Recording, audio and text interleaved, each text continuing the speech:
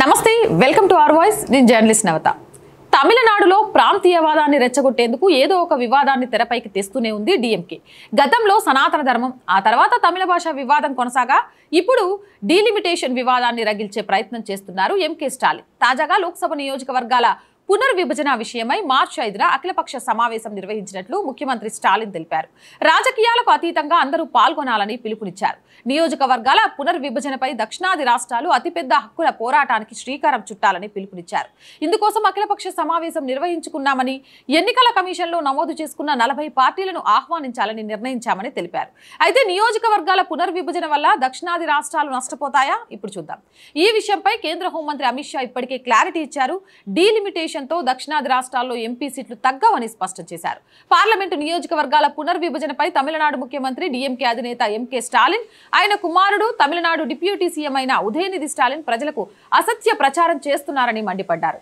ప్రధానమంత్రి నరేంద్ర మోదీ ఇచ్చిన హామీ మేరకు దక్షిణ భారత రాష్ట్రాలకు దమాషా నిష్పత్తిలో ఒక్క పార్లమెంటు స్థానం కూడా తగ్గదని తేల్చి చెప్పారు నియోజకవర్గాల పునర్విభజనను చాలా విస్తృత స్థాయిలో ఆలోచించాల్సిన అవసరం ఉంది దీన్ని కుంచిత స్వభావంతో ఆలోచిస్తే అది తప్పే అవుతుంది దీన్ని సంపూర్ణంగా అర్థం చేసుకోవాలంటే లోతుపాతుల్లోకి వెళ్లాల్సిన అవసరం ఎంతైనా ఉంది ఉత్తర భారత రాష్ట్రాలతో పోలిస్తే ఆంధ్రప్రదేశ్ తెలంగాణ తమిళనాడు కర్ణాటక కేరళలో జనాభా తక్కువ ఈ రాష్ట్రాల్లో జనాభా పెరుగుదల శాతము తక్కువే ఏపీ తెలంగాణకు కలిసి ప్రస్తుతం లోక్సభలో 42 సీట్లు ఉన్నాయి ఇవి మొత్తం 543 లోక్సభ సీట్లలో 7.73% సమానం 2026లో లోక్సభ సీట్లను 543 దగ్గర యథాతథంగా కొనసాగించి పునర్విభజన జరిపితే 2 తెలుగు రాష్ట్రాల సీట్లు 34కు తగ్గిపోతాయి ఇది 6.26% సమానం కానీ కేంద్ర హోంమంత్రి అమిత్ షా ఇప్పటికే ఈ విషయంపై క్లారిటీ ఇచ్చారు డీలిమిటేషన్ వల్ల దక్షిణాది రాష్ట్రాల్లో ఒక్క సీటు కూడా తక్కువ కాదని చెప్పారు దీంతో డీలిమిటేషన్ ను పాత సూత్రీకరణను అనుసరించి ప్రస్తుత జనాభాకు అనుగుణంగా లోక్సభ నియోజకవర్గాల పునర్విభజన చేపడితే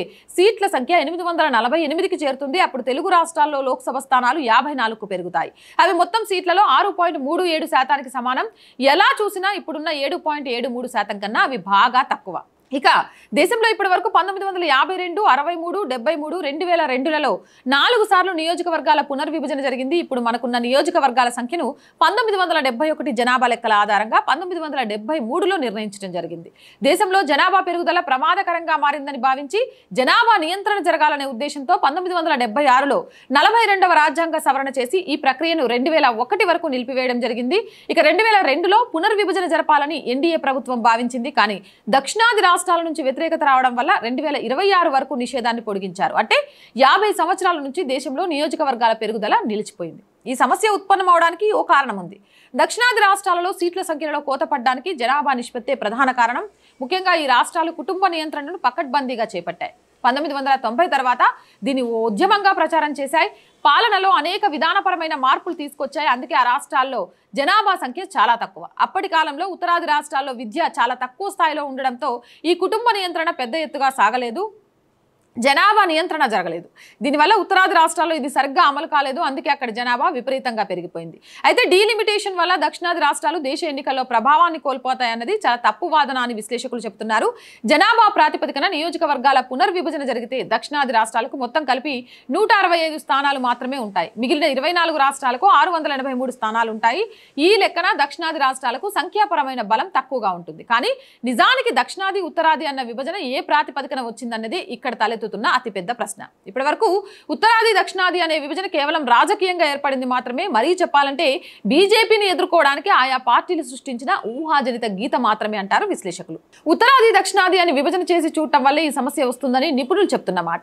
ఈ లెక్కన చూసుకుంటే ఈశాన్య భారతంలో మొత్తం 8 రాష్ట్రాలు ఉన్నాయి ఈ రాష్ట్రాలన్నిటిలో కలిపి 25 ఎంపీ సీట్లు మాత్రమే ఉన్నాయి మిగిలిన భారతదేశంతో పోలిస్తే ఇది చాలా తక్కువ మొత్తం దేశంలో 545 ఎంపీ సీట్లు ఉంటే అందులో 25 ఎంపీ సీట్ల ప్రభావం చాలా తక్కువగా ఉంటుంది అలాగని వాటికి ప్రాధాన్యత లేదని చెప్పాల్సిన అవసరం ఎంత మాత్రం సమంజసం కాదు బీజేపీ అధికారంలో ఉన్నప్పుడు తొలిసారి వాజ్పేయి ప్రభుత్వం ఈశాన్య రాష్ట్రాల కోసం కేంద్రంలో ఒక ప్రత్యేక మంత్రిత్వ శాఖను ఏర్పాటు చేసింది అంతేకాకుండా ఆ ప్రాంత అభివృద్ధి కోసం ప్రతి శాఖ బడ్జెట్లో 20% నిధులను కేటాయించింది దేశ ప్రగతితో ఈశాన్య రాష్ట్రాలు అనుసంధానమయ్యేలా అభివృద్ధి మౌలిక సదుపాయాలు పెద్ద ఎత్తున కల్పించింది దశాబ్ద కాలంలో కేంద్ర మంత్రులు 700 సార్లు అక్కడ పర్యటించారు దీంతో పాటు ప్రస్తుతం దేశ రాజకీయాల్లో యూపీ అత్యంత ముఖ్యమైన రాష్ట్రం ఎంపీ సీట్ల పరంగా అతిపెద్ద రాష్ట్రం 80 ఎంపీ సీట్లు ఉన్న ఆ రాష్ట్రంలో ఎక్కువ సీట్లు గెలిచిన పార్టీనే కేంద్రంలో అధికారంలో ఉంటుంది అందుకే కేంద్రంలో ఏ పార్టీ అధికారంలో ఉన్నా ఆ రాష్ట్రానికి తగిన ప్రాధాన్యత కల్పిస్తుంది ఇక ఎంపీ సీట్లు ఎక్కువగా ఉండడం వల్లే ఆ ప్రాంతానికి అంత ప్రాధాన్యత దక్కుతుంది.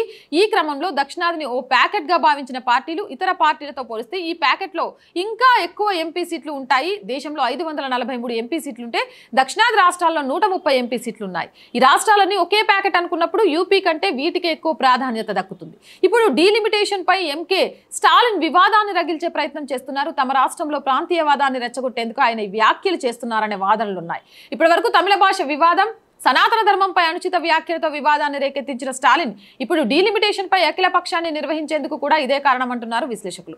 2026 ఎన్నికల్లో బీజేపీని ఓడించేందుకు ఆయన తరచూ విభజన రాజకీయాలు చేస్తున్నారని చెప్తున్నారు. అయితే ఈ విషయంపై కేంద్రం వెనక్కి తగ్గుతుందా లేక ఈ పార్టీల వైఖరిని ప్రజల వద్ద ఎండగట్టి ముందుకు సాగుతుందా అని తెలియాలంటే వేచి చూడాల్సిందే. కానీ ఇలానే ముందుకెళ్తే త్వరలోనే తమిళనాడులో డీఎంకే పార్టీ భూస్థాపితమవుతుంది అని అంటున్నారు రాజకీయ విశ్లేషకులు. మీ అభిప్రాయం ఏంటి అనేది కామెంట్ సెక్షన్ లో తెలియజేయండి. మోర్ వీడియోస్ కోసం ఛానల్ వెంటనే సబ్స్క్రైబ్ చేయండి.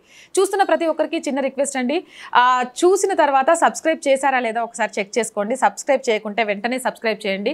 కంటెంట్ బాగుంది అనిపిస్తే మీకు తెలిసిన గ్రూపులన్నిట్లలో షేర్ చేయండి. మీరు చేసే ఒక్కొక్క లైక్ ఈ వీడియో వైరల్గా మారడానికి కారణమవుతుంది.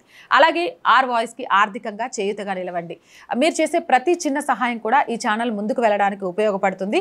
ఆర్ వాయిస్కి సపోర్ట్ చేయాలి అనుకునే వాళ్ళు ఆర్థికంగా సబ్స్క్రిప్షన్ పక్కనే జాయిన్ అనే బటన్ ఉంటుంది. 1 to 5 లెవెల్స్ ఉంటాయి. ఏదో ఒక లెవెల్లో సపోర్ట్ చేయండి. లేదా స్క్రీన్ మీద గూగుల్ పే, ఫోన్ పేతో పాటు అకౌంట్ డీటెయిల్స్ కూడా ఉన్నాయి. మీకు తోచిన సహాయం చేయడం ద్వారా ఈ ఛానల్ని నిలబెట్టాలి అనే మా కలకు సహకారం అందించిన వాళ్ళు అవుతారు. అలాగే వ్యాపార ప్రకటనలు, చిన్న వ్యాపార ప్రకటనే కావచ్చండి, అది మా ఛానల్కి చాలా చాలా ఉపయోగపడుతుంది. డెఫినెట్లీ మీ వ్యాపారం వృద్ధి చెందడానికి కూడా మా ఛానల్ మీకు సహాయపడుతుంది. వ్యాపార ప్రకటనల కోసం 8328500576 నెంబర్ని సంప్రదించండి. అలాగే మీ సమస్య ఏదైనా, ప్రజా సమస్య ఏదైనా ప్రభుత్వానికి తెలియజేయడం ఆర్ వాయిస్ బాధ్యత. సో 8328500576 నెంబర్కి వాట్సాప్ ద్వారా సమస్యలు తెలియజేయండి. జై హింద్, జై భారత్.